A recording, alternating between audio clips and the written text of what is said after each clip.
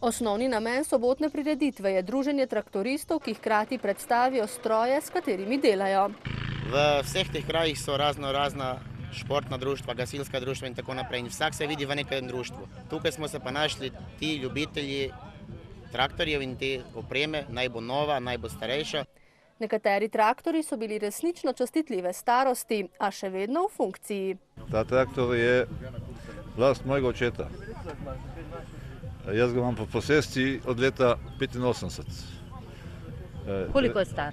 Letnik 75. Danes je bil še v lozi, z 3 kubiki peska iz Semiča sem pripeljal z njim v lozo, na pot smetov, očistil, prišel sem. Pozornost obiskovalcev traktorijade pa so pritegnili tudi novi sodobni traktorji, nekateri zelo majhni.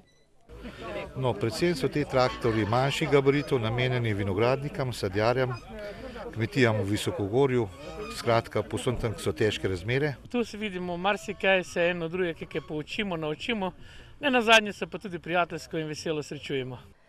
Pomerili so se tudi v družabnih igrah, prenašanju težkih bremen in na koncu že drugo leto zapored za najmočnejšega krajana razglasili domačina Tineta Reška. Tamkajšnji župnik pa je blagoslovil traktorje in njihove lastnike. Opažujemo, da je še zmerom prisotna kakšna nesreča, ampak glih zaradi tega, da nas Božja roka obvaruje te nesreče, smo rekli, da bomo priredili tudi blagoslov traktorjev, ki je edini v Beli krajini, za širšo Slovenijo res ne vem, če je še kje.